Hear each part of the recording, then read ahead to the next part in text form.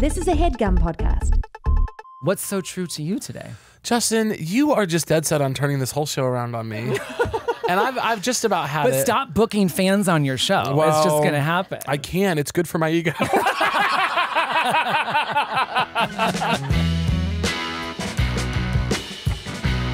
We've been working on this one for a minute. I know. We've been working on this one for a minute. I haven't seen you in so long. It's been a while. You've been avoiding me like the plague.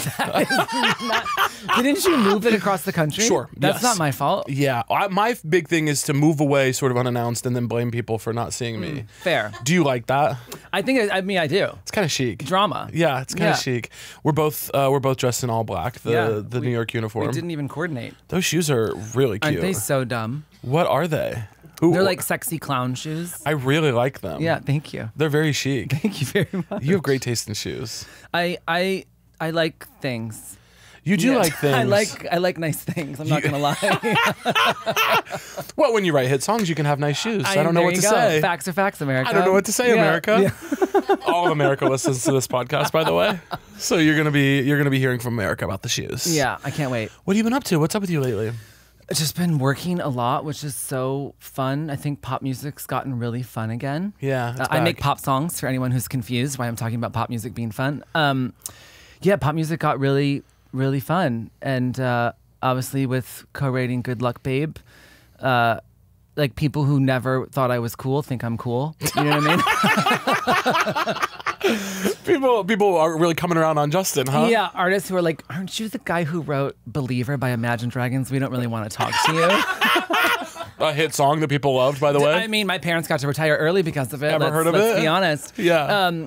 But Chappell, I think, opened up some cooler doors. So I'm working on like some really fun stuff that I never got to work on before. So that's good. You've got a type. You love a Missouri girl. I love Jake Wesley Rogers, Chappell, me. you. You can't get enough of a Missouri girl. Well, I'm from Illinois, so Don't I we're know like it. we're topping you endlessly. Yeah. And thank God. And thank God to be topped by Illinoisan. It's just what you need. It's healthy. Everyone needs an Illinois top in their life. Yeah, friendly. Yeah. but aggressive. Yeah, but gets the job done. To quote Chappell's new To quote song. Chappell, by the way. Yeah. You are from Illinois, and then you went to what was the music school you went to in Chicago? The Chicago Academy for the Arts. Yeah, you was went to like an art school. And like a fame, but like the Midwestern version, which means like less money, less academics. Yeah. But the best school in the world, changed my life. Now they have really serious academics, which confuses me every time I go to visit. I'm like, wait, so you all can read now? Because that's weird. We were just sort of gay and doing makeup when I was here. Literally. like actually just like riding trains, doing makeup, singing songs, and calling that an education. Yeah. Yeah. What? Tell me about Little Justin. I wish I knew you then, but I didn't. Really gay. Yeah. Really, like just luckily was like being before I got to the Chicago Academy for the Arts, where I was not bullied at all. I was like, if there was like a prom queen, that was me. Yeah. But before that, like bullied beyond belief, but luckily born with the disposition of like, y'all are gonna be so mad. You're gonna regret that. No, You're gonna being put in a locker, being like, okay, but you're gonna regret this. There was a moment. I think this is funny. Please feel free to laugh. There was like 5 girls who decided they hated me, and they like circled me on the playground and pushed me to the ground and all started kicking me. Oh, that's and hilarious. The whole time I was like, oh my God, you bitches are so dumb. You're like dodging kicks. You're like, I'm gonna have a Grammy. I'm gonna have. Like, I'm gonna be so rich. That is so funny. So even though like it was horrible every day, I like literally was like, oh, I'm so fierce. Yeah. So little me was really fun. Lots of makeup, Yeah. which I came out in 1994 in That's the crazy. Midwest because I'm old as shit. That's crazy. Yeah, I'm 44. So Coming like out in 1994 is nuts. it was not smart. It wasn't. I guess it was good for my heart, but not good for like my bruising. You know what I mean? It was definitely not the smartest choice looking back, but I had a blast. So in 1994, you're how old? 14.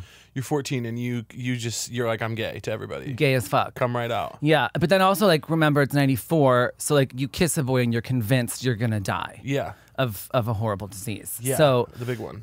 the big one. So it was also a really interesting time to be like, no, I'm gonna come out and like start hooking up with boys now, but then every time have a severe panic attack that I was dead. Yeah, of course. Yeah. I had that when I started hooking up with guys in 20.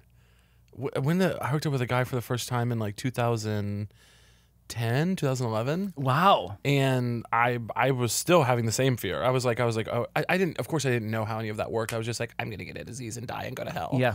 It was really intense even then. So I can't imagine 94. Yeah, my mom likes to bring up, she's like, oh, you are like, what's the thing when you like are afraid of hypochondriac? Thank you. Yeah. And I'm like, no, Mom, I was just like a gay kid in the 90s. Yeah. Like, I'm not a hypochondriac. I just, like, that was what happened to us. It was a very specific time and a very limited amount of information. Yeah. Yeah. Yeah. So 94, you come out as gay at Yep. 14. And are you at the Chicago Arts Academy by then? Or? Not yet, like Okay. about to be. So you're at some random public high school. Yes, Lake Zurich High School, a terrible place. Go like dox the whole Lake Zurich school system. Lake Zurich school system, you are on notice, bitch. You are on notice, bitch. So you're there. Yep. And then how do you get to the cool art school? So I had a friend from theater camp, Hmm. of course, Sammy Simpkin, legend. She had like blonde hair way past her ass. She was so glamorous. Queen. I really wanted to be her. She still has the blonde hair past her ass. Yeah. She's not giving it up, and I don't think she should. She was going there, and I really wanted to go. And my parents were like, "Oh, but putting like a 14-year-old on the train for an hour to school and an hour home every day seems unsafe."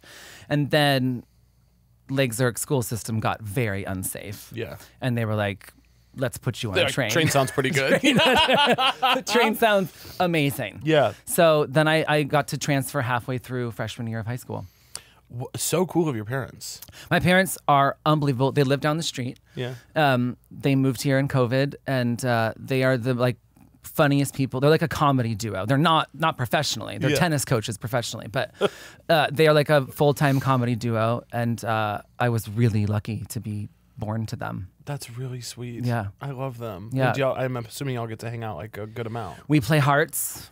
Yeah. Card game. We play hearts at least twice a week. Ugh. They hang out makes with me my wanna friends. cry. I know, it's really beautiful. Yeah. Well, you have such a beautiful, it's so nice to know that you have such a lovely birth family because you have such a beautiful, like, chosen family. Thank you. The people you put together, I've only gotten to be around your group of people a couple times, but I just was like, yeah, this makes so much sense. You're such a warm, lovely person, and you have such warmth and love around you. Thank you. You've written so many hit songs. You've written so many big songs, and I am a fan of absolutely all of them because I just love you.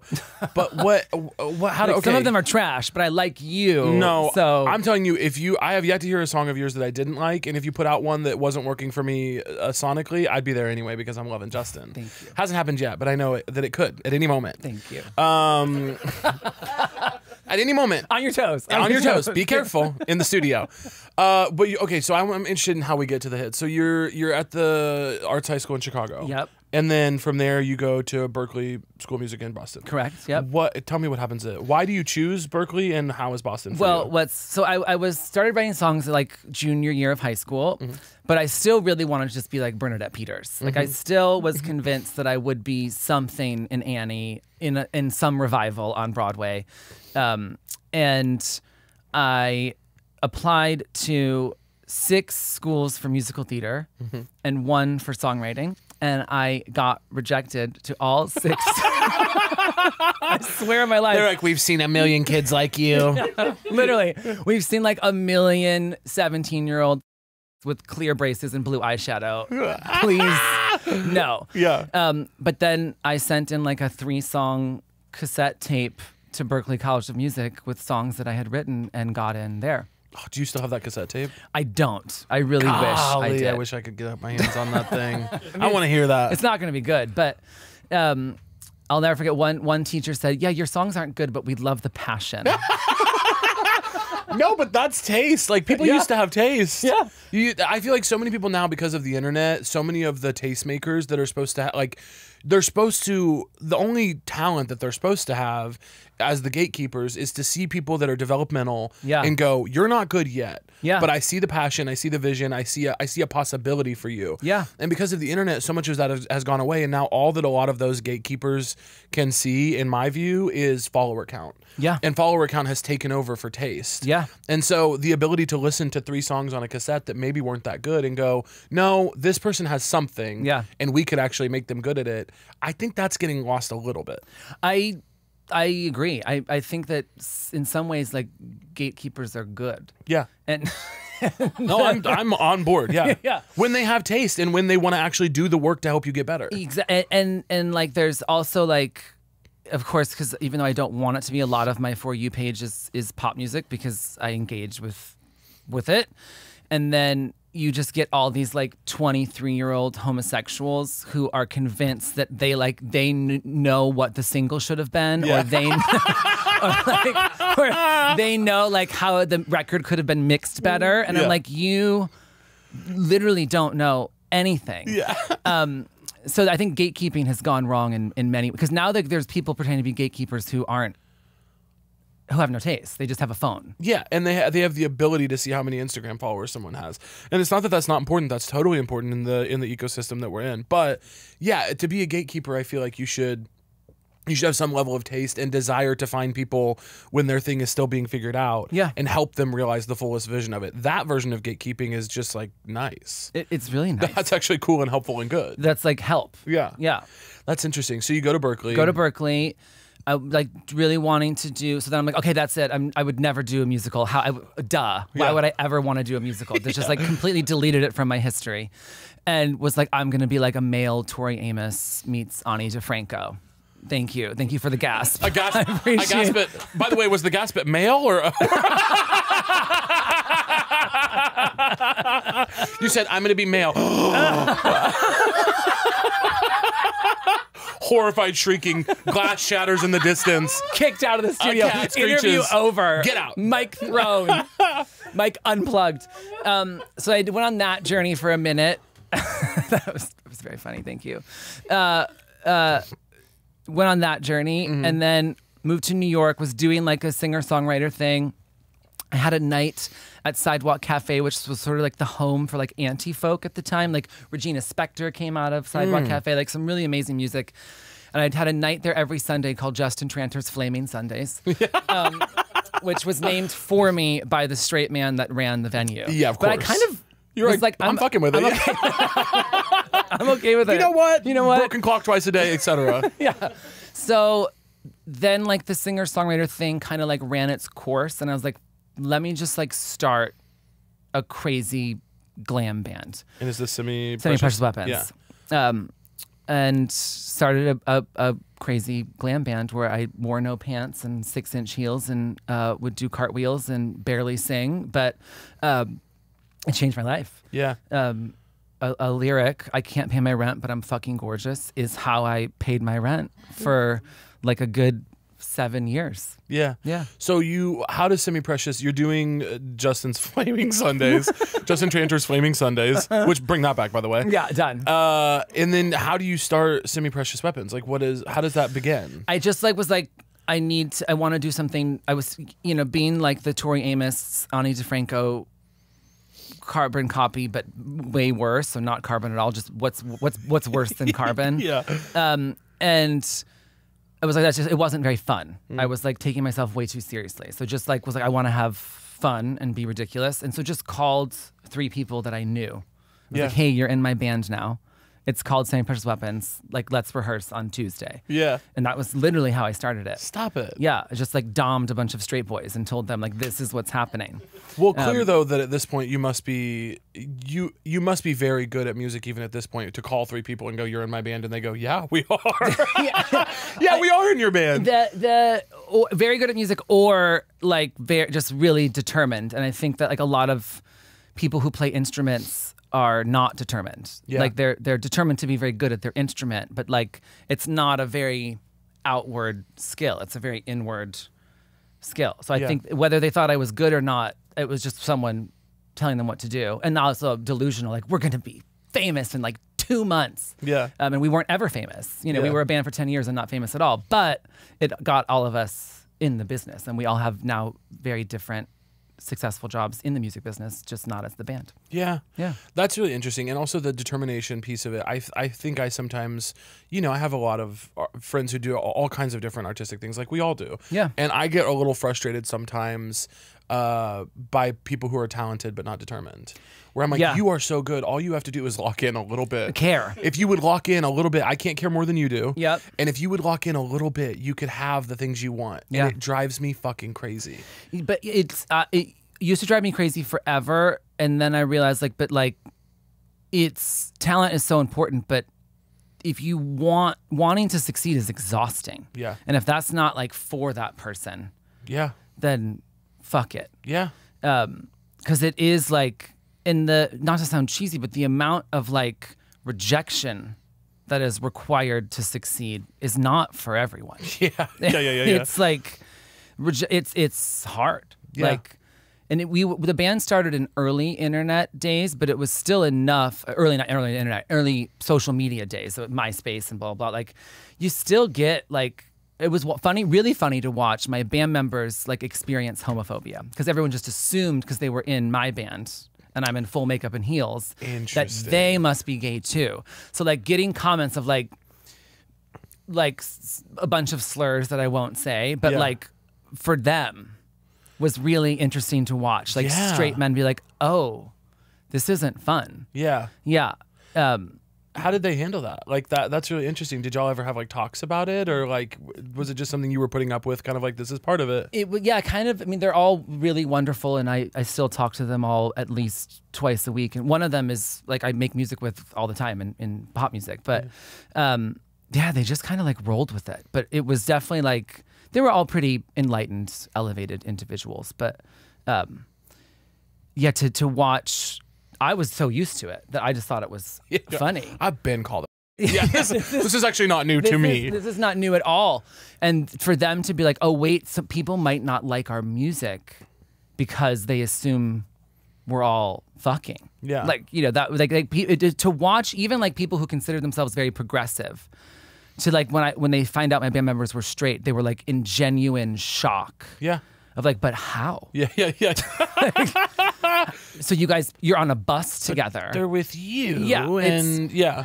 Yeah. That's so interesting. Yeah. You talked about the like early MySpace and stuff of it all. Did you feel at that time, I mean, obviously as like an artist now, I'm just acutely aware that there's no career without the internet. Yeah. It's everything. Yeah. Unfortunately. I find that unfortunate.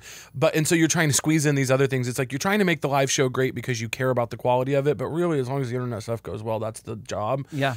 And did you feel that starting to happen back then? Like, did it feel like your music had to hit on MySpace for it to? Well, and it was such a beautiful gift. We could sell out, not crazy tickets, but we could sell like anywhere from 500 to 1,500 tickets in almost every city because of MySpace. That's nuts. So I like thought MySpace was amazing. I was having a blast on MySpace. Yeah. I was like, and I also like MySpace. There was a certain part of MySpace that just loved like male-bodied people in makeup. Yeah. And that worked great for me. Yeah. You know, like I loved it. I understand that social media can be exhausting when you're trying to also like perfect the important parts of your art, but I always view what a gift that like I could show up to the pageant in St. Louis and sold it out. Yeah. From fucking MySpace. Also 500 tickets. Like I think sometimes when you've been doing it for a little bit and you're playing bigger venues or artists that you work with are selling out, you know, I have friends doing stadiums or whatever. Right. Like that shit's crazy. But 500 tickets in any given city in the United States, like that is really, really hard to do. Yeah. That's like a huge accomplishment. It was like also just like, and you just comment back to kids and they get excited and like, you know, like the top 8 was really fun. Yeah. For anyone who's old enough to remember MySpace, top 8 was like when like Kate Moss put us in her top 8. We're like, that's it, we're famous. That's it. Wait, Kate Moss could put your band in her top 8? Yeah. So there was like, and everyone's MySpace page, you could pick like, these are my favorite 8 friends. Yeah. On MySpace. Right. And so like we were in But it shows it to everyone? Everyone would see it. Stop. Yeah. That's drama. So Stop. That's drama. It was so, but it was like half the time it was people you didn't actually know. Yeah. It was like, you know, tequila slay. You know, before we knew she was a Nazi. You know what I mean? It was like, I mean, she wasn't in my top 8. Just want to go on record. Hey. Or like, yeah, so like people could put you, other MySpace names that I will not mention, would put us in their top 8, and it would be really exciting. Wow.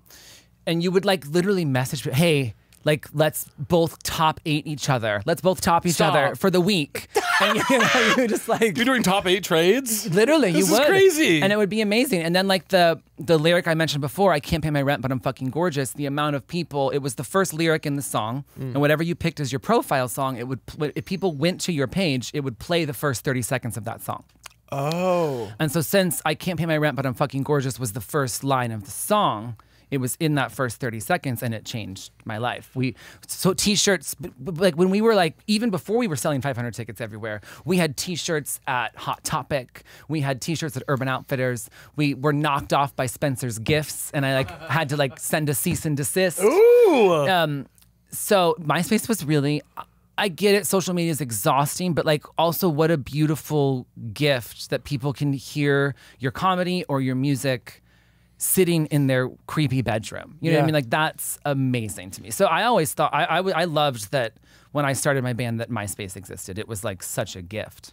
I think it is a gift to people who care about process. Like I think you're someone who cares about process and makes great work. I find it hard because some people that don't care about process and haven't spent a long time, like you studied music for so long and went to school for it and figured out, which you don't have to do, but you really learned, I think, how to make great music and I'm you're a putting geek out about good it, quality. Yeah. And I give a fuck about comedy and really care about my stuff being good. But the internet does have an unfortunate side to it, as all things do, of course, where people who don't care about process and aren't putting out good work do get elevated. Yeah. And that's just an unfortunate part of it. But I think overall, it is net positive. But there was always some version of someone getting elevated who didn't deserve it. Right. This That's is always not new. This is not new. It's just a new version. I think because we can see the nuts and bolts of it so easily on social media that it feels new, but there's always been some version of someone with a record deal who had no business having a record deal. Right. That's like never not happened. Like, I have a question, and you talking about process, how much do you think of how great you are is like, it's true though, like when like you're, like I was actually, even though I know you, I was still like, I don't really get nervous. I like normally haven't been nervous since the 90s, but I was actually nervous to do this because I'm such a fan of what you do. Justin. So my question for you is like, how much do you think is like your natural gift of just being really clever, and how much is that process of like creating greatness? Oh God, creating greatness. I think like, I feel that the people in my family are so funny, and I feel that I was born in very funny circumstances. Like being born poor, fat, and gay in Missouri is just like something was gonna have to happen. You know what I mean? Like, Something's got to give. Something's gonna have to give. Yeah. It was like I was either gonna be funny or closeted or dead. Like something was gonna have to go some way. Yeah. And I'm glad it went funny, obviously, but like, yeah, it's But like at least dead's easy. Dead's easy. It's calm. And I'm holding on to the fact that will happen eventually. I'm like, that's just going to happen on its own. I don't even have to do it. That's you know, in your early 20s, you maybe get for a little bit and then you go, it's going to sort itself, baby. Relax. Trust. It'll come around. I get so obsessed. I don't know if this happened to you, but in my early 20s, I got so obsessed with myself, and then I was like, it's going to do it on its own. You're like reinventing the wheel.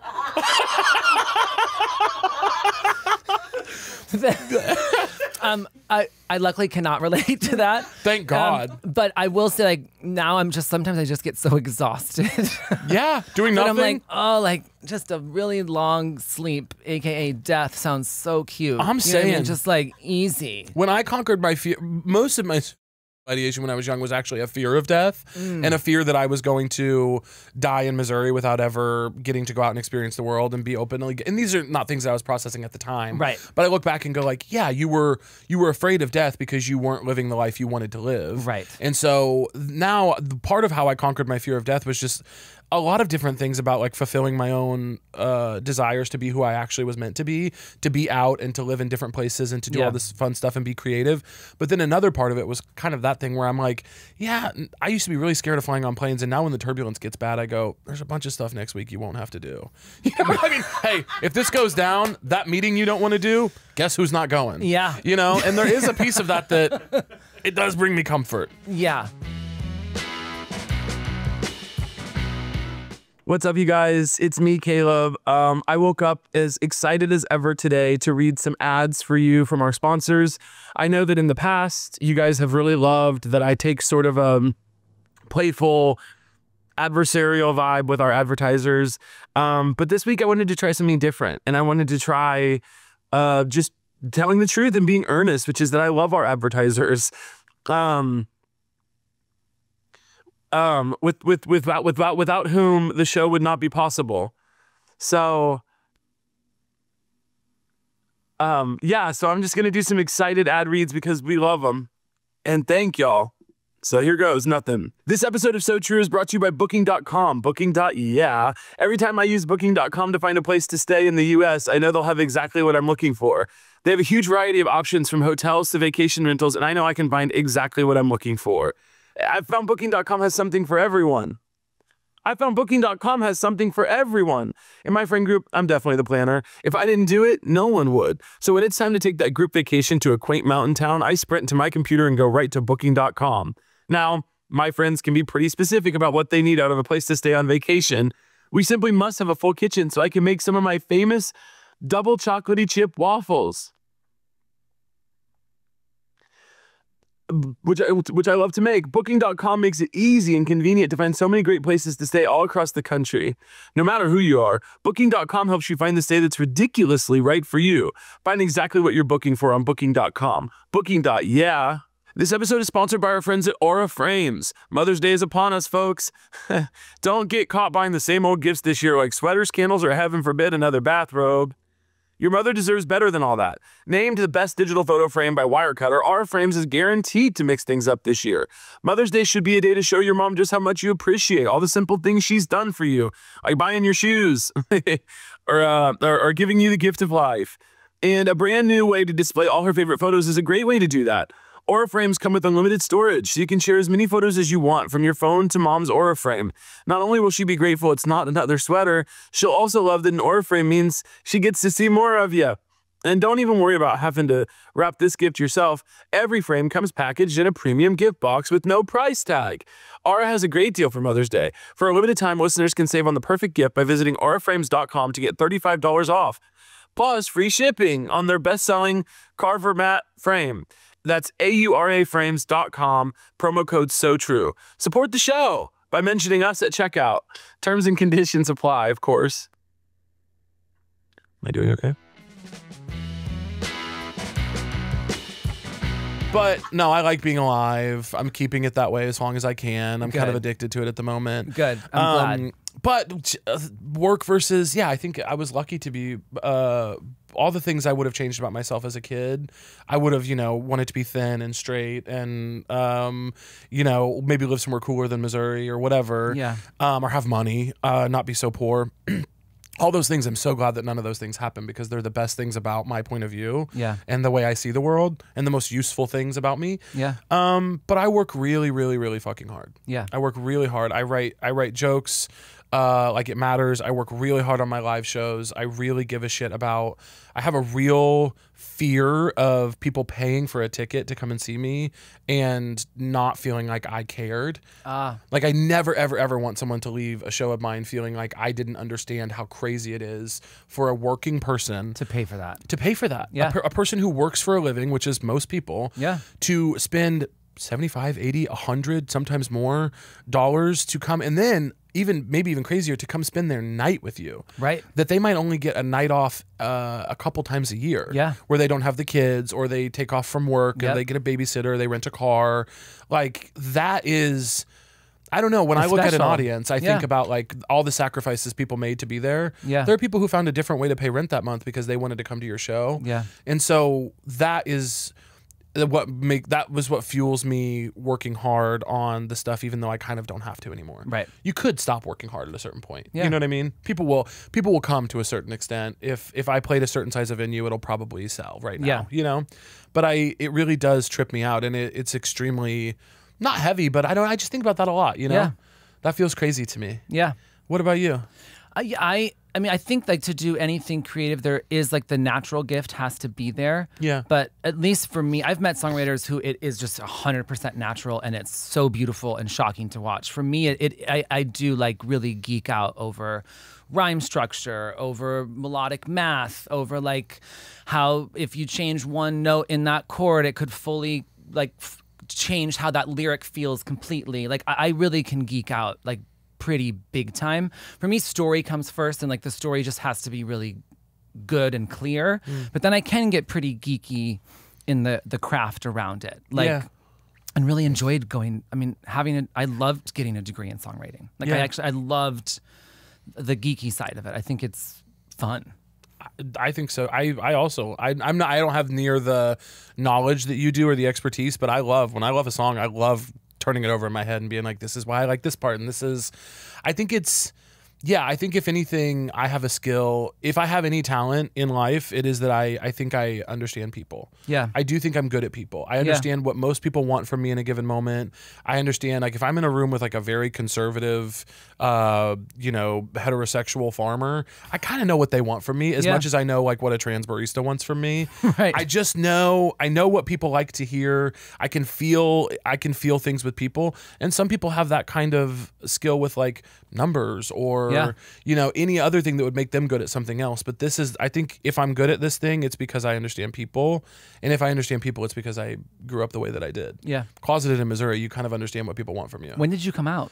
I came out well, I kind of got Outed? I got outed in high school. Oh, glamorous. By a guy I was hooking up with. And then I came out publicly my freshman year of college. So that would have been like 2013. Wow. Yeah, when I was 18. I came out to my mom when she dropped me off. 18's not crazy though. That's No. not. Yeah. It not felt at all. totally. I felt fine about Yeah. it. I came out as bisexual, Fabulous. which is not true. But it felt nice at the time to be like, Yeah. who knows, guys? Yeah. You know? And then I think after that, I just kind of, what I did was my mom dropped me off at college at my dorm, and that I told her that day. And she was like, suspected. Yeah. And then pretty much everyone I met at college, if it would come up, I would just be like, oh yeah, I'm queer. Yeah. And I just kind of let it go that way. Yeah.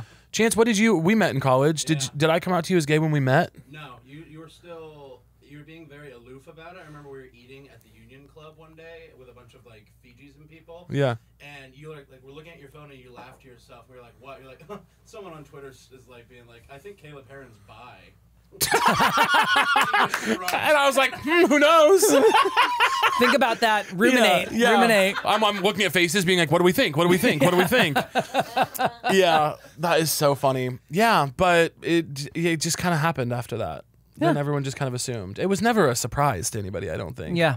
But I was always, still am very grateful that how like really gay, obviously gay I am. Yeah. Because friends of mine who like have to come out to new people because they might be straight passing, that seems fucking boring and exhausting. Yeah, no Having thanks. to come out like every time you meet someone. Yeah. Oh. Well, what? Are people thinking you're straight? That's embarrassing. First of all, humiliating. Oh, it's happened to me a couple times. People that just like see me on the street and think I'm straight, and I'm like, come on. Yeah. What else do I need to like? What do I need to do? Yeah. I'm being as gay as I can be. Yeah. I don't know. Sometimes it's when I talk about football though that gets them. Yeah. They think I'm straight. Yeah, and when I see clips of you talking about sports, it does confuse me. Yeah, it does. You and everyone else, honey. It does. It is. Oh, I actually have a bone to pick with you. Oh. I was searching your clips on TikTok last night. Yeah. And when you were talking to the Queen Jensen, who I worship. Yeah. I think it was Jensen, but someone you were talking to, and you said someone tried to set me up with a 37-year-old. 37-year-old? Yikes. Okay. What am I gonna do? Take them to their doctor's appointments? Well- You said that. Tell me that you don't have doctor's appointments. Well, I will say,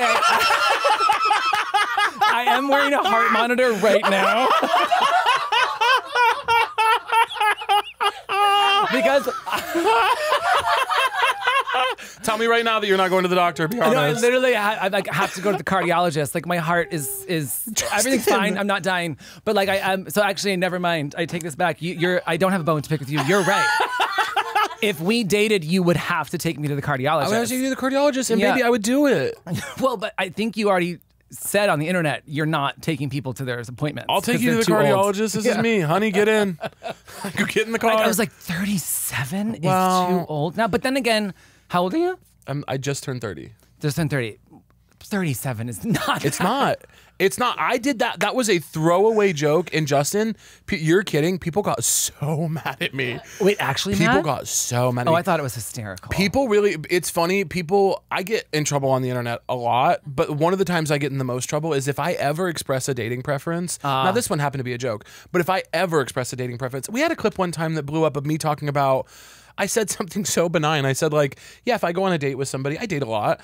And I said, if I go on a date with somebody and I ask them like 5 questions in a row and they don't ask me any questions back, I'm leaving the date. Yeah. Which is so baseline respecting yourself. Yeah. Thousands of comments with tens of thousands of likes on each of them being like, I don't know if he really has the right to be picky. They hate it. No. Seeing a fat person express like dignity and self-respect in dating and sex they short circuit. Yeah. They can't imagine it. They're like, why would he be on a date in the first place? I thought he was supposed to be in the little cave where they keep Jabba the Hutt. What is he doing? What is he doing out on a gay date? Like, where are Lois and the kids? They hate it. They hate it. They get so mad. And the 37-year-old people were in the comments on that clip being like, this guy will be lucky if he makes it to 37.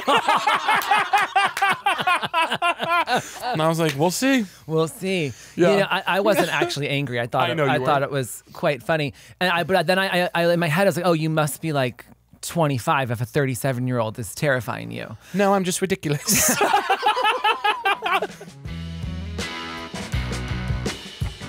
Today's episode is brought to you by Alma. Alma's on a mission to simplify access to high-quality, affordable mental health care. Alma has built a community of over 20,000 diverse therapists. Therapists on the platform offer both in-person and virtual care.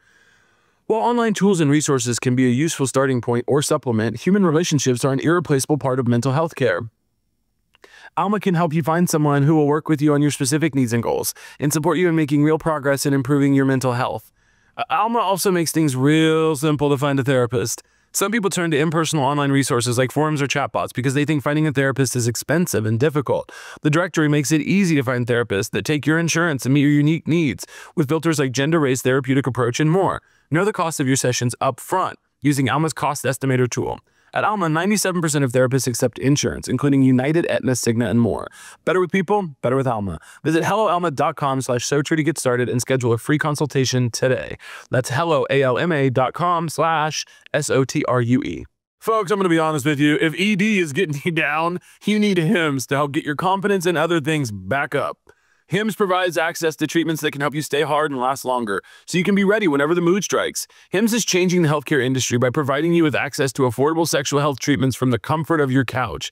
Hims provides access to a range of doctor-trusted ED treatments like chewable hard mints and Viagra and Cialis and their generics for up to 95% cheaper. The process is 100% online, so there's no need for uncomfortable doctor's visits. Just answer a series of questions on their site, and a medical provider will determine the right treatment option. If prescribed, your medication ships directly to you for free. No insurance is needed, and one low price covers everything, from treatments to ongoing care. With hundreds of thousands of trusted subscribers, Hims can help you find the ED option that works for you. Start your free online visit today at hims.com/sotrue. That's HIMS.com/sotrue for your personalized ED treatment options. hims.com/sotrue. The future products include compounded products which are not approved nor verified for safety, effectiveness, or quality by the FDA. Prescription required. See website for details, restrictions, and more important safety information. Price varies based on product and subscription plan. God, almost got that one really good. When was the last time you need to go to a doctor but you pushed it off? You made an excuse like it'll heal on its own, or I'm too busy, or maybe I don't even know which doctor to go to. I think we've all been there. Booking a doctor appointment can just feel so daunting, but thanks to ZocDoc, there's no reason to delay. They make it so easy to find and book a doctor who's right for you. ZocDoc is a free app and website where you can search and compare high-quality in-network doctors and click to instantly book an appointment. We're talking about booking in-network appointments with more than 100,000 doctors across every specialty, from mental health to dental health, primary care to urgent care, and more. You can filter for doctors who take your insurance, are located nearby, or are a good fit for any medical need you may have, and are highly rated by verified patients. Once you find the right doctor, you can see their actual appointment openings, choose a time slot that works for you, and click to instantly book a visit. Appointments made through ZocDoc also happen fast, typically within just 24 to 72 hours of booking. You can even score same-day appointments. Stop putting off those doctor's appointments and go to ZocDoc.com/SoTrue to find and instantly book a top-rated doctor today. That's ZocDoc.com/SoTrue. ZocDoc.com/SoTrue.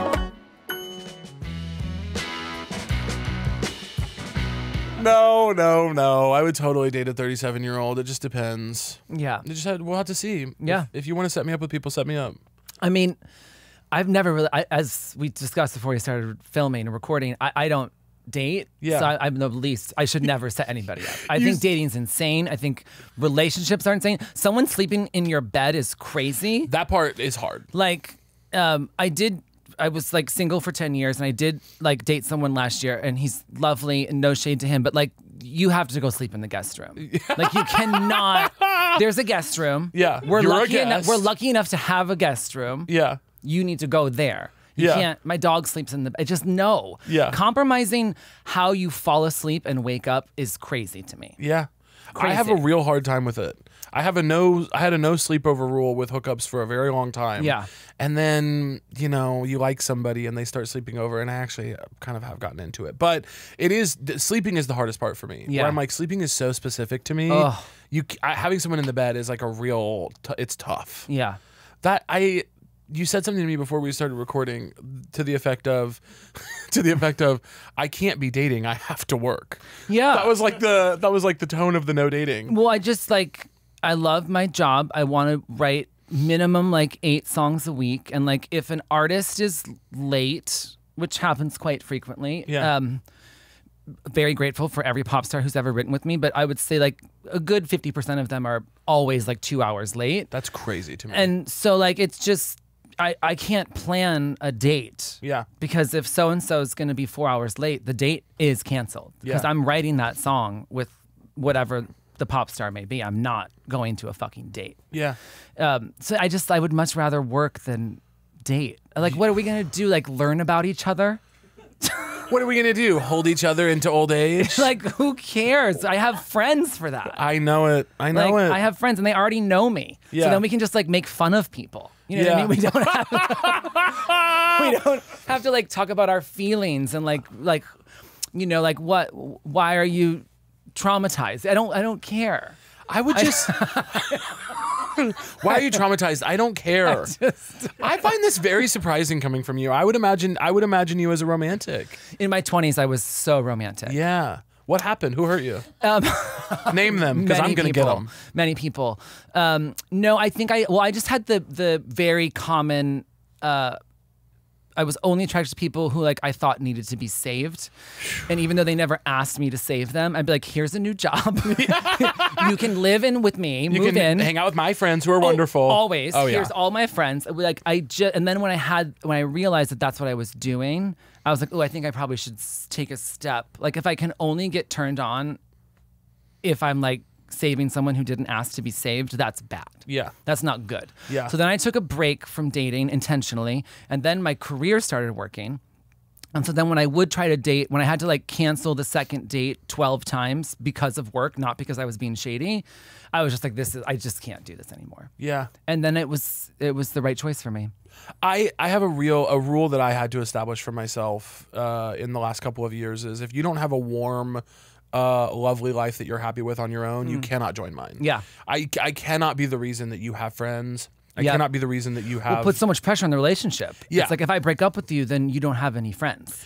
Yeah. And that is like that's too much pressure on a relationship. And it's just you have work to do. You need to build a life that you're happy with, because I want to also be a part of yours. If you're only integrating into my life, then it's a very masturbatory thing that we're doing. Yeah. Where you're only meeting my friends, you're only hearing my stories, you're Yeah. only coming to my events. It's like that's not reciprocal. That's not a relationship. Yeah. And why don't you have any friends? It begs the question. That's it's a like little- what has occurred where Yeah. It's a Yeah. little So I just stopped dating and it was great for me. Yeah. Yeah. And now you're not doing it. Yeah, I no joke, like can't imagine it. That is so funny to me. Yeah. Because I just think you'd be so good at it. Marriage? You'd a be legal great. document. You'd be a great. You'd be a great spouse. I mean, I think I pride myself on being a very good friend. I'm a very good child to my parents. Yeah. Like I love being a good person. Yeah. But I just don't want to do that with like a romantic partner. I really love that. Yeah. It surprises me, but I think if you know that about yourself, that's fantastic. And I don't need fuel for my songs because my songs are not about me. Yeah. Like my songs are always about the artist and what they're going through. Yeah. So I don't need to like create drama in my life to write about because I don't write about my own life anymore. The artist will bring it 2 hours late. Yeah, 2 hours late. Well, and they're like, for the most part, not always, but a lot of times they're younger, right? So those feelings are so much more raw. And like, I mean, when I was in my 20s, I would write a song because I had to. It was like, oh my God, he did this to me. And if I don't write about it, I'm going to die. I think the happier you get and the more mature you get, you kind of lose that like anger, hopefully. Yeah. Hopefully the older you get, the less angry you get. So I don't need like bad relationships to fuel my art anymore, which is a good thing. I feel that way sometimes when and this is no shade to anybody, but I feel that way sometimes when I hear successful people talking about their haters. You know, people that doubted them. I go, of course it's going to cross your mind every once in a while, but when it becomes a repetitive, constant line of talking for you, Yeah. I'm like, oh, I want you to not think about them anymore. Yeah. I want you to. It's one thing to have it be a throwaway to just be like, oh yeah, a lot of people doubted me as a fact, or a lot of people were mean to me about my art as a fact.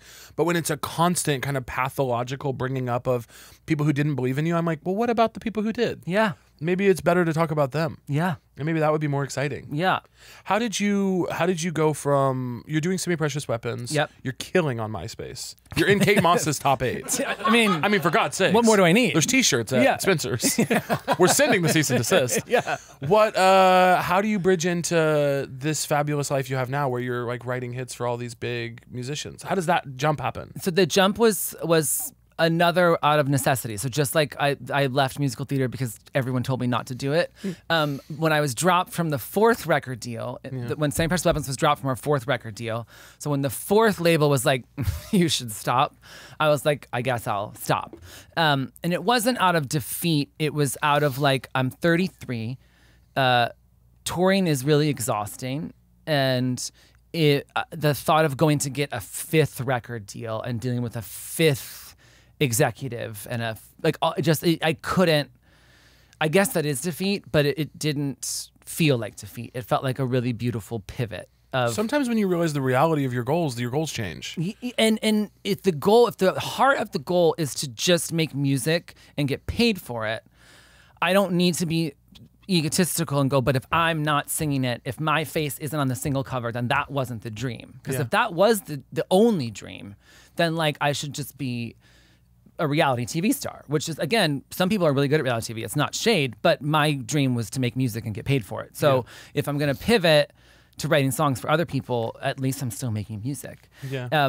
And so the band had a publishing deal, because someone has to publish your song so they can go and collect the money that you deserve as a songwriter. So there already was a publishing deal. So I just said to my publishers, like, could you put me, I'm pretty sure we're about to get dropped. We hadn't been dropped from the 4th record deal yet, but they had taken our name off of Epic Records, had taken our name off their website. So I was like, well, I think that means we're dropped. Hey, it doesn't look good, y'all. and even though no one's called us yet, I do have the internet. I'm pretty sure this is over. I'm reading into some small things, which is that on their website, they crossed our name out. It would have been easier to delete it, but they kind of drew through it with marker somehow. Yeah. And so I said, could you put me in sessions to write songs with and for other people? That they did, and I just said yes to any session that they offered. And I was broke as fuck, had just moved to LA, still don't know how to drive. So like getting to sessions all over the city. If you don't know LA, it's really hard to navigate the city without a car. So it was like started. If a session was at 1 p.m., I was leaving at like 9 a.m. to get there because it was Deep Valley, whatever. So I just went for it. And like I didn't know this at the time, But like I was probably writing like 30 songs a month at that point. And after like 3 months of all of those songs, like of 90 songs being like, no, no, no, no, no, I was like, oh my God, I'm terrible at this. Maybe I should like convince the band that we should book another tour or something. But then Kelly Clarkson cut a song, like maybe like my 90s first song that I had written in that era of writing for other people. Kelly Clarkson cut. And I was like, oh my God, thank God. I just didn't understand that side of the business very well. Now that I know this side of the business very well, getting my first cut in 3 months is crazy. Yeah, you're like, actually. Now that I know, I'm like, oh, I slayed. Like that. Oh, I'm actually superhuman. Yeah. Actually, I guess I'm really good at this. Yeah. But then, because it was 90 no's, Yeah. you know, and that's like from big executives, and you're like, oh my God, if they didn't like that song, they're never going to listen to another song I ever write. They're going to see my name on it and be like, that delete. You know what I mean? Like, I really thought, anyway, so Kelly Clarkson cut a song.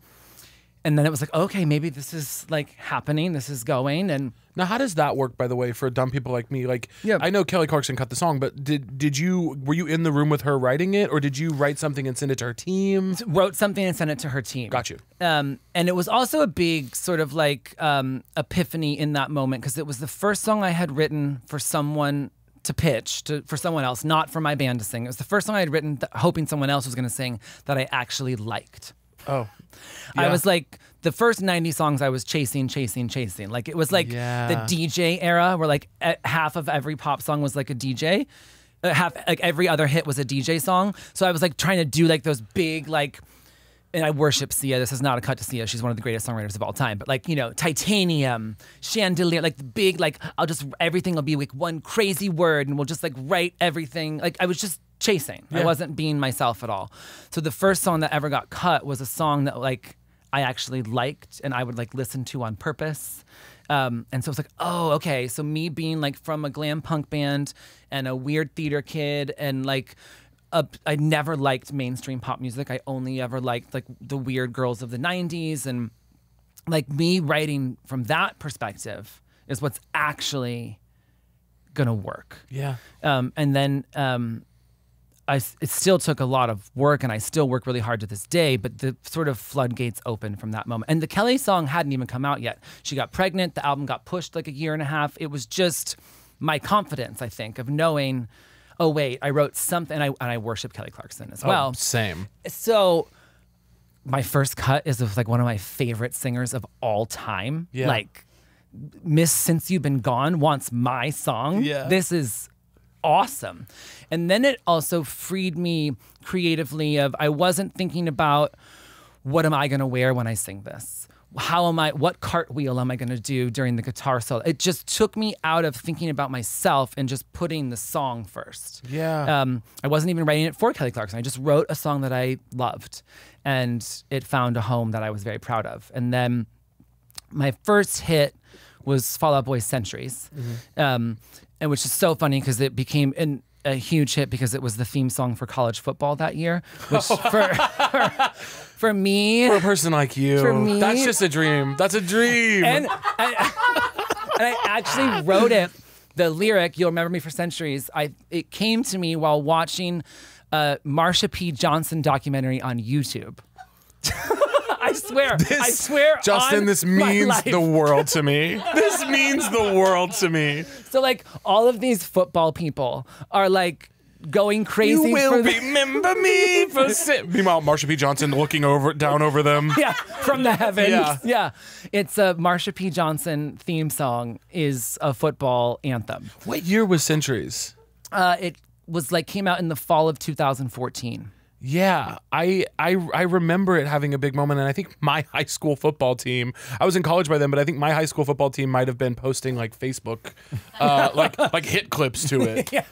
Like truly like using it as like the soundtrack of like highlight reels. Yeah, it was in that. So that the Kelly Clarkson cut changed my life privately. Yeah. And the Fall Out Boy Centuries, the football song, changed it publicly. The football song. That is so. It also just speaks to something that we were just talking to Fortune. Do you know Fortune Feimster? I mean, I've met her once or twice, and I worship her. She's one of the funniest people Yeah, around. I wish I knew her I wish we were friends, but I of course know who you're talking about. We need that dinner needs to happen. Done. But we were talking yesterday about this thing that I'm just constantly reminded of, which is like the best way to be succeeding is to have succeeded. And you have to just that's why it's so hard. And people are like, I just need a break. I just need a chance. And it's true. Yeah. And like getting Kelly to cut that song is like, yeah, it's sometimes hard to say whether it's like internal or external. Is it people talking about the fact that you had a success? Is it just you knowing and moving through the world like you've had a success? But whatever it is, I think you have to get a bunch of breaks in a successful creative career, especially now. Yeah.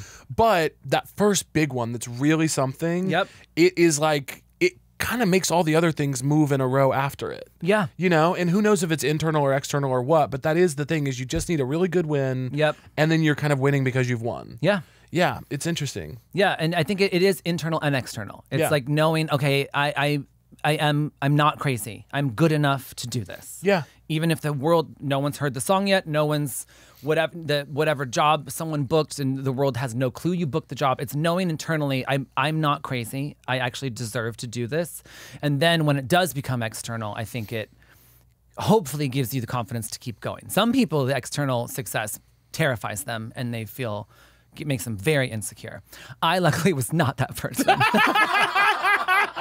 Insecurity didn't enter the picture. I was like, tell me more. Which song do you like? Tell me more. Yeah. So then you start doing that, and then so what is a session in this? If this question sucks, we can cut it. But what is it? It's interesting to me because I'm such a fan of you and what you do, and you know that. But like, what does a session look like? Like an artist says, like, I want to do a session with Justin Tranter because I have taste and ears. And then what does it look like? Like, do you usually do it at your house? How do you start it? Like, Yeah, I have a lot of producers and writers work out of their houses.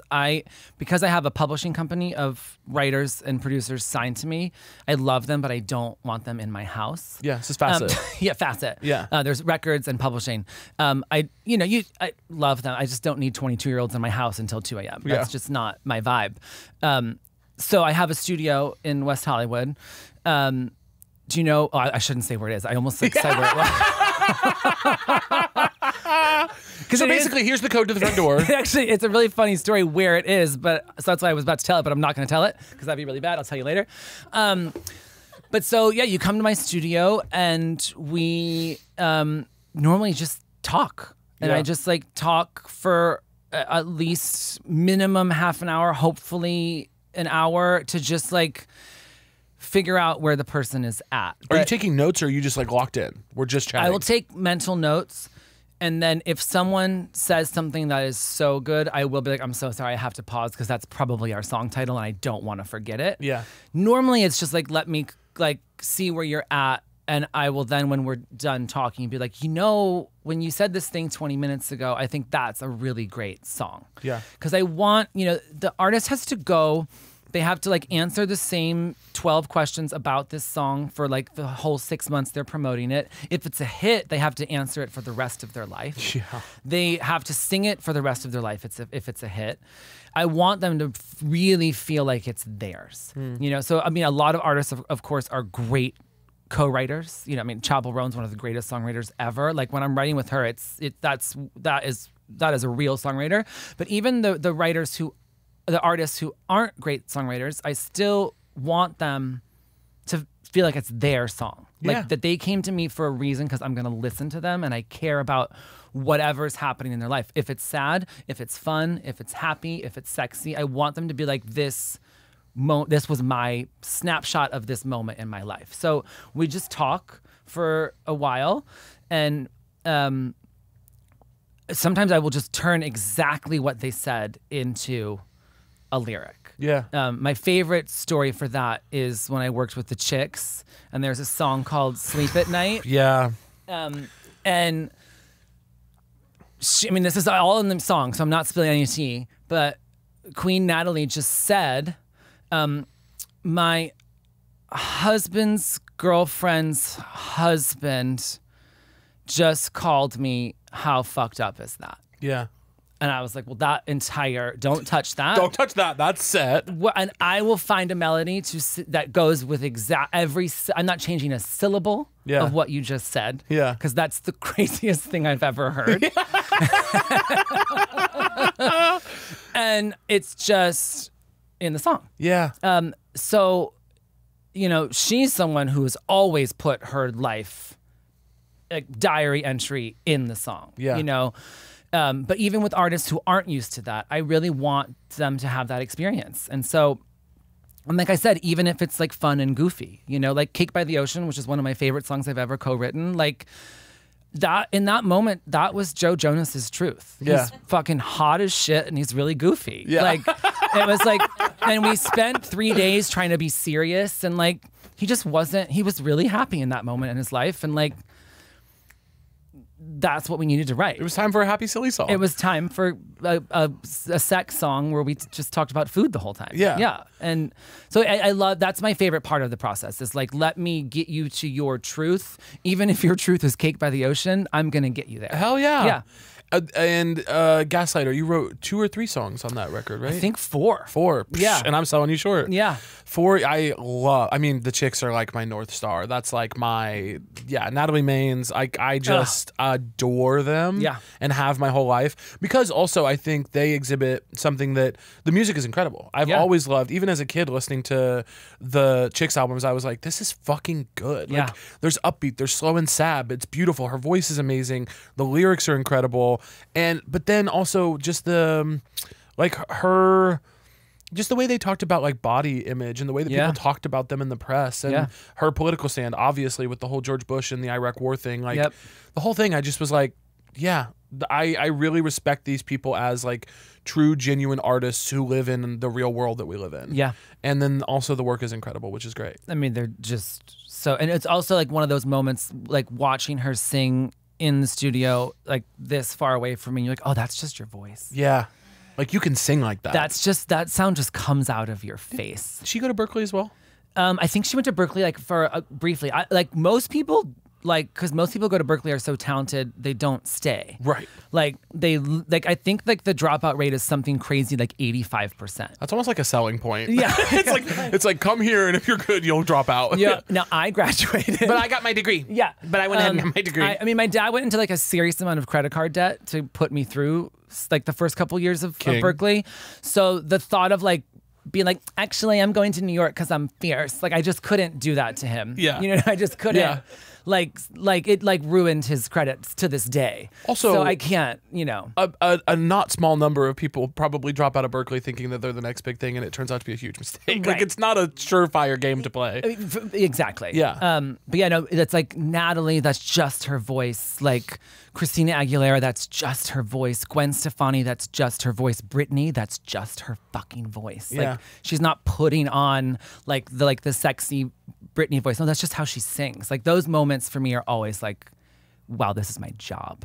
I'm sure Like- you're, at least at this point in Good Luck Babe, having been out for as long as it is, you're probably a little tired of talking about it. No, it's for many reasons I'm not tired of talking about it because one, it's like I think my favorite song of my entire career. Yeah. And two, it helped launch like the first ever pop star who started their career out of the closet. Yeah. That's never happened before. Yeah. Like we've never had a pop star who started it from major label release #1 was out of the closet.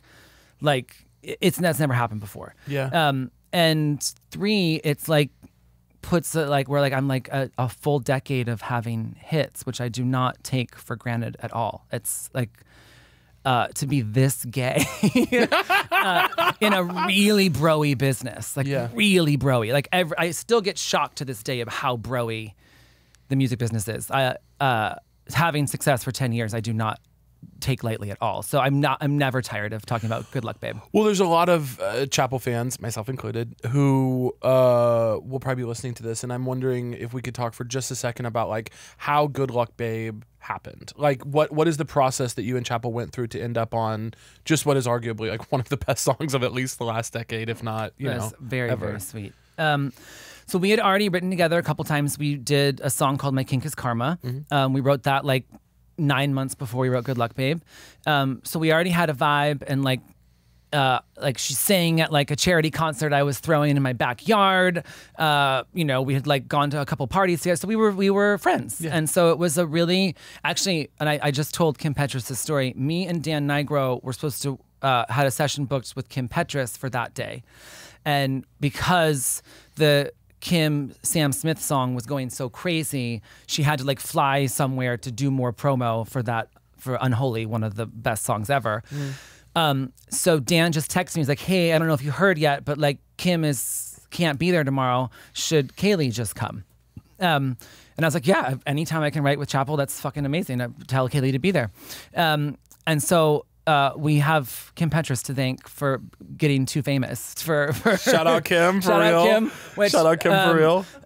So yeah, we just got in the room, and you know, Chappell and Dan Nigro do everything together. Literally, like every song she's released in this new era of her of Chappell has been. So the two of them really have a thing, and I'm just like lucky to be like sort of like the third for the day, to, you know, like spice up the relationship. I come in, I cause a little drama. But she just was telling me about a very personal story in her life of which I think so many queer people can relate to, but actually everyone can, of like being like, I know this motherfucker is in love with me and they just can't deal with it. Yeah. Which I think straight people feel all the time, but for queer people, it's a whole other level. Yeah. Because if the person that you know is in love with you is not out yet, or not out to themselves yet, or wherever, then the stakes are just way higher. So yeah, being into someone always will end up meaning something for you logistically, but if you think that you're straight and you're into someone who would challenge that, now it also means something about you. Yes. Which is a different thing. It's a very different thing. Yeah. So that was it. She was telling me what was going on with this woman in her life, and we just started writing. And you know, it's one of a lot of times in writing sessions, you'll say things like, you know, not this, but like the idea of like, you know, like you'd have to stop the world to stop the feeling. Yeah. Like, and then we're like, oh, actually, let's just say that. I think probably 70% of the times I go, not this, but something that means this. And then you actually just say the thing that you were like, don't say that. You're like, actually, no, let's just say that. That's how most great, I feel like, stories get broken or jokes happen in writers' rooms, is that a team full of TV writers, someone will be like, okay, this is house numbers, or this is bad pitch, or this is ballpark. Yep. They'll be like, this is the bad pitch version, and then they say something that ends up just being the thing. The thing. Yeah. It's like, it like eases everyone's like, hey, don't worry, we don't have to commit to this. Yep. But what if it was this? Yep. It does something. It's kind of interesting in that same way, where it almost like puts everyone's minds at ease to see if they could accept it as the thing. Well, I also feel like for myself, when I'm saying the qualifier before I say the thing, until I actually say it out loud, once I hear it out loud, I'm like, oh no, that is fierce. Yeah, that works. That actually does work. So you're qualifying it for yourself too. Yeah. Because you're like, until I hear these words come out of my mouth, I don't know if they're actually good. Accidentally fierce on purpose. 100%. Yeah, the Justin Tranter story. Okay, yeah. So then, yeah, you're sitting there talking about this thing, and then so it started with a conversation about this thing that she was going through. Yeah. And then it just turns into this great, beautiful song. Yeah. Somehow like that. Yeah. And Chappell and Dan's process is like, the times I've written with them, we write, and like the meat of the song is there, but they're gonna go and like obsess over the details for a while. Are you writing to a melody when that's happening, or are you purely thinking about lyrics at that point? Yeah, no, I mean it's both. You know, it's sometimes you write a song and the song started because someone just had a great melody with no lyrics, and then you find a lyric that goes to it. But my preferred way of writing is always, because for me, I'm like, well, but this song should sound like what we're talking about. Yeah. Or if it sounds very different from what we're talking about, that needs to be an intentional choice. It's like a choice, yeah. Yeah. So I much prefer to start with like, we know what this song is about, and then let's make it sound like what it's about. Yeah. And if it ends up being a sad song with a happy beat, we're doing that on purpose. It's intentional. Yeah. Yeah. Interesting. Yeah. Interesting. Yeah. What's so true to you, Justin? What's so true to me? Yeah. What is so true to me? What is so true to me is that I think I love caring. Yeah. I love like wanting greatness, and I love wanting to laugh really hard and to have a lot of fun and to like have great sex. I think caring is very true to me. And I think that we're in a time where like caring, people think it's like cringe and you're trying too hard, bitch, if you aren't trying too hard, what are you doing? Yeah. The world's ending. Yeah. Try harder. Yeah. Try harder to have more fun. Try harder to make better art. Like, try. Like, the phrase that try hard is like an insult is so crazy. That's nuts. I am a try hard. Yeah. I try very hard. Like, yes, I have talent, but not really. I just try. I just try really hard. Yeah, giving a fuck is deeply chic. Yeah, it's deeply very chic. cool. Yeah. Yeah. What's so true to you today? Justin, you are just dead set on turning this whole show around on me. And I've just about had But it. stop booking fans on your show. Well, it's just gonna happen. I can. It's good for my ego.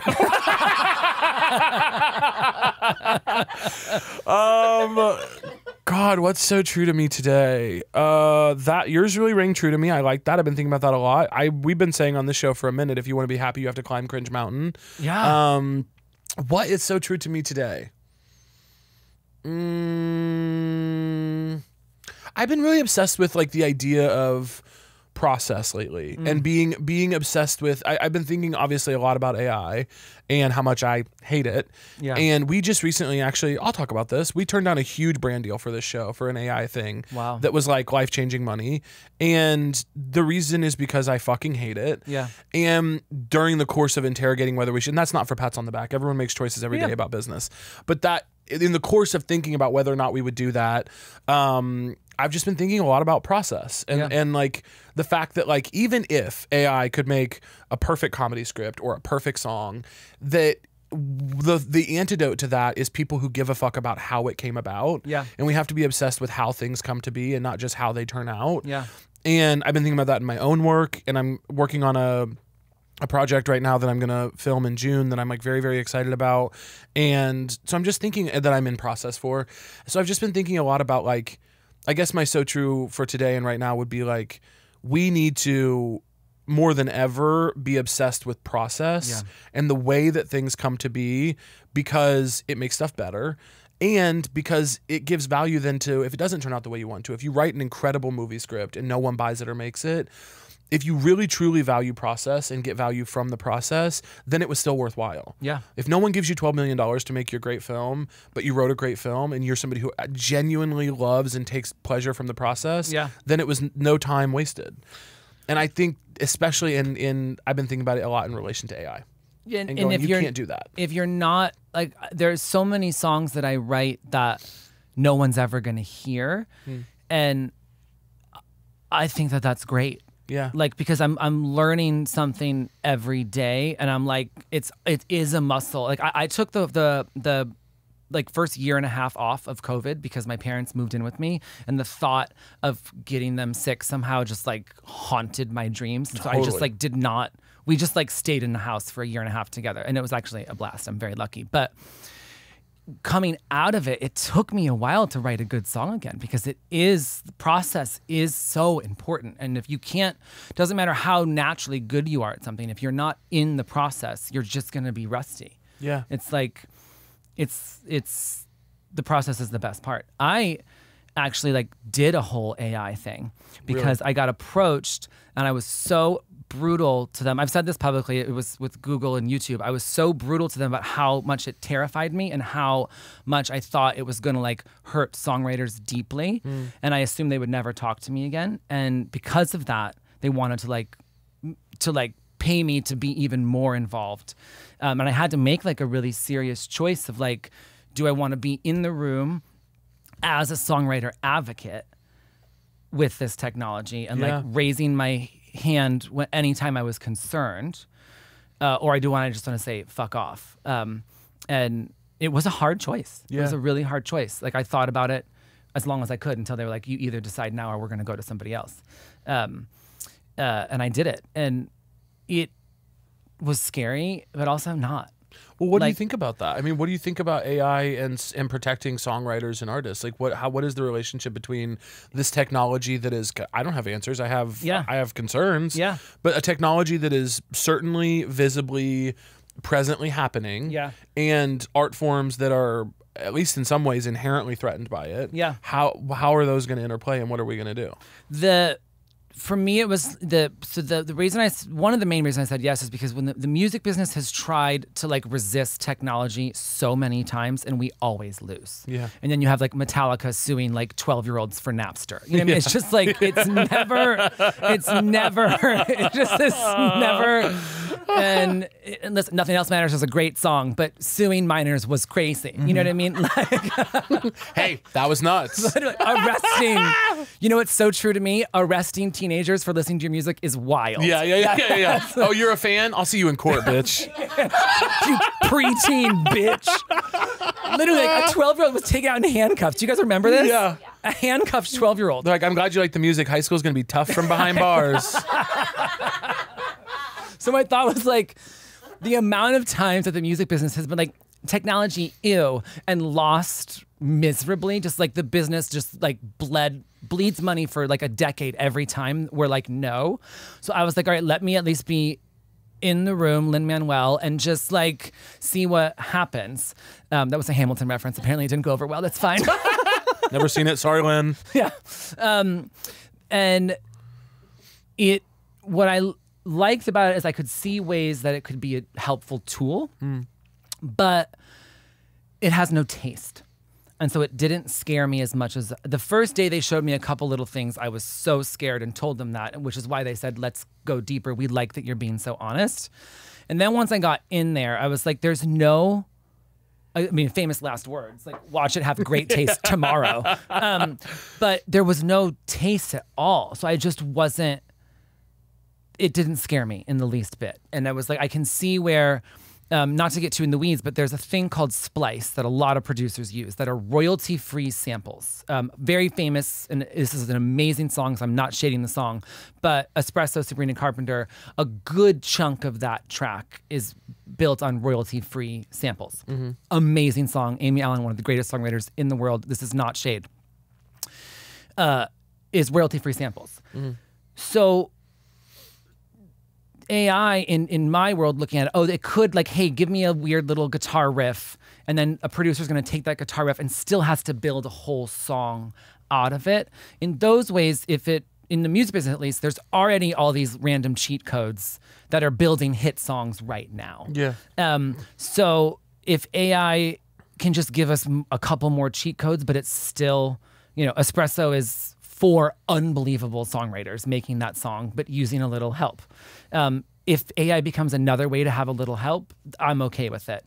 Obviously, replacing songwriters is really bad for me and for my friends. And so it definitely is scary, and I still don't know how to feel about it. Like 100%, there's no way to say what's right or wrong about it, but I was not as brave as you. I said yes to the AI. It's not bravery. It's you and I are having the exact same feeling, which is I don't know how to feel about it. Yeah. And so in the moment, I am in a position where I didn't have to say yes to it, thankfully. Yeah.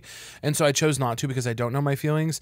And the 3 of us talked a lot about it. I was like, I have no judgment. And we were all like, if we did it, we would make it make sense for us. Like, I wouldn't have judgment. I have friends, the exact same brand partnership, actually. I have friends who did it. Said yes. Yeah. And I was like, good for you. Like, to me, it's just I just distrust the people in charge so much. Yeah. And I just distrust the CEOs and business executives and billionaires so much that I just don't think they actually care about any of us. Yeah. And I've seen how they will replace us at any fucking chance. Yeah. And that I just think if there's a way for them to do it easier, it really scares me. Yeah. And it's already fucked. I mean, TV writing, as one example, is like a staff writer on Modern Family had multiple houses, Right. You were as a staff writer. Now if you it is so unbelievable how bad TV has gotten. Yeah. People can't make a living at it. You're having to staff multiple times a year to make a living. Yeah. And the cost of living keeps going up and the wages stagnate. It's just, I have real concerns about it, and I have no answers. Yeah. And that's my truth. Yeah. But here's another truth for you. We have a segment for you, Justin. Oh my God, I can't wait. And it's the true or false, which you might know.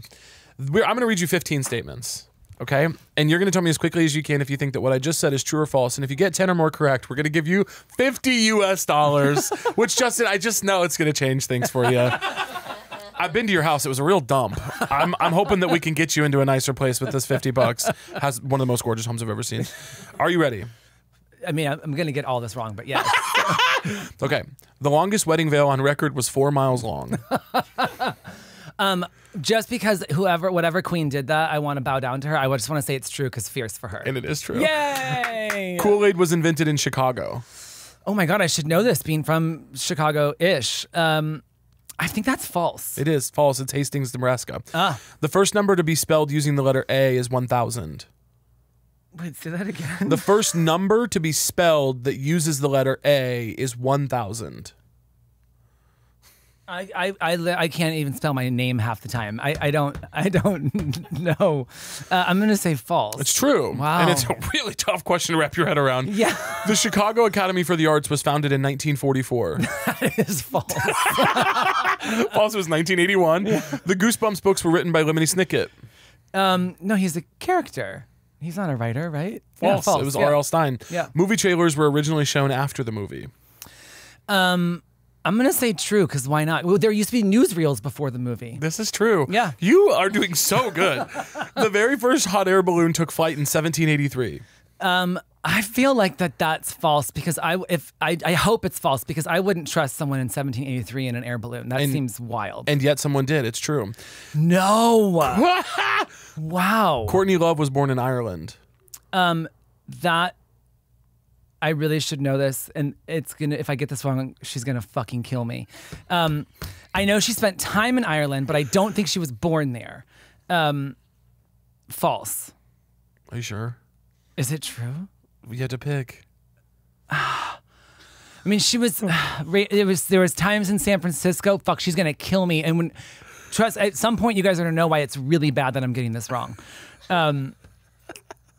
I'm gonna say false. It's false. Yes. Shout out to Courtney, San Francisco.